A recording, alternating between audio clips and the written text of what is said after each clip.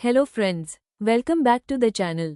आज हम सिर्फ 5 to 6 मिनट्स में कंप्लीट करेंगे drug price control order DPCO 2013 और national list of essential medicines NLEM। ये टॉपिक बी फार्म एग्जाम्स के लिए बहुत इंपॉर्टेंट है और मैं आपको बिल्कुल हैंडरिटन नोट्स की तरह इजी लैंग्वेज में समझाऊंगा। So let's start. Video start करने से पहले इस स्लाइड का स्क्रीनशॉट ले लीजिए या नोट्स लिख लीजिए। इससे कॉन्सेप्ट भी इजीली समझ आएगा और वीडियो के एंड तक आपके कंप्लीट हैंडरिटन नोट्स भी रेडी हो जाएंगे। सबसे पहले समझते हैं कि DPCO क्या है। Drug price control order DPCO 2013 एक लीगल ऑर्डर है जो गवर्नमेंट ऑफ इंडिया ने एसेंशियल कमोडिटीज एक्ट 1955 के अंडर इशू किया था। इसका मेन पर्पस है इंडिया में एसेंशियल मेडिसिन की प्राइसेस को रेगुलेट करना ताकि मेडिसिन सभी लोगों को अफोर्डेबल प्राइस पर मिल सके।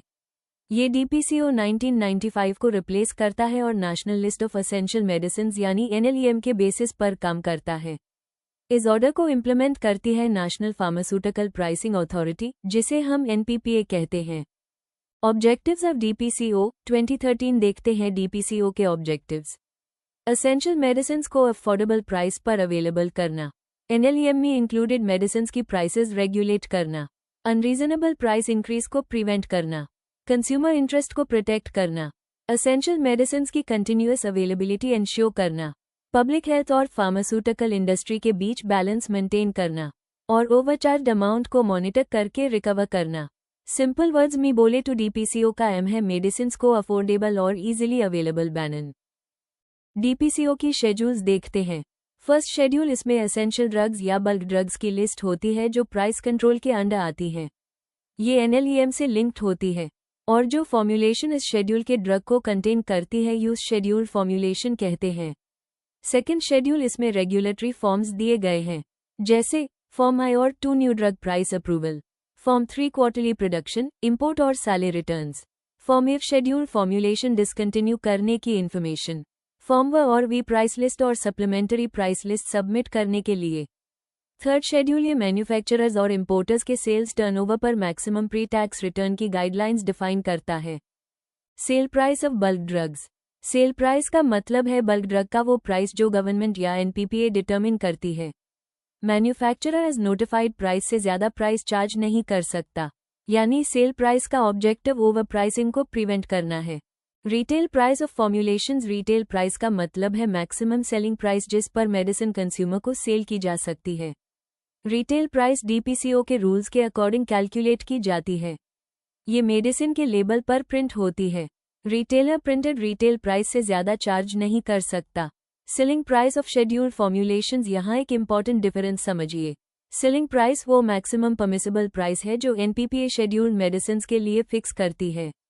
मैन्युफैक्चरर अपनी मेडिसिन की प्राइस सेलिंग प्राइस से ऊपर फिक्स नहीं कर सकता। Simple line, retail price label पर होती है जबकि सेलिंग प्राइस NPPA नोटिफाई करती है। Retail price vs selling price exam में फ्रीक्वेंटली पूछा जाता है। Retail price maximum selling price of formulation medicine label पर प्रिंटेड होती है, स्पेसिफिक फॉर्म्युलेशन पर अप्लाई होती है। Selling price maximum permissible price fixed by NPPA सिर्फ शेड्यूल्ड फॉर्म्युलेशंस पर अप्लाई होती है। मैन्युफैक्चरर सेलिंग प्राइस क्रॉस नहीं कर सकता। बस इतना डिफरेंस याद रखना काफी है। National list of essential medicines NLEM। Next आते हैं चैप्टर के लास्ट टॉपिक पर, national list of essential medicines. NLEM government of India द्वारा प्रिपेयर की गई एसेंशियल मेडिसिन्स की लिस्ट है। जो मेडिसिन्स इस लिस्ट में इंक्लूड होती हैं उनकी प्राइसेस DPCO के अंडर रेगुलेट होती हैं। ऑब्जेक्टिव्स ऑफ NLEM के ऑब्जेक्टिव्स हैं एसेंशियल मेडिसिन्स की अवेलेबिलिटी इंश्योर करना, rational use of medicines promote करना, पब्लिक हेल्थ इंप्रूव करना, अफोर्डेबल मेडिसिन्स प्रोवाइड करना, गवर्नमेंट हॉस्पिटल्स के प्रोक्योरमेंट को गाइड करना, नेशनल हेल्थ केयर प्रोग्राम्स को सपोर्ट करना।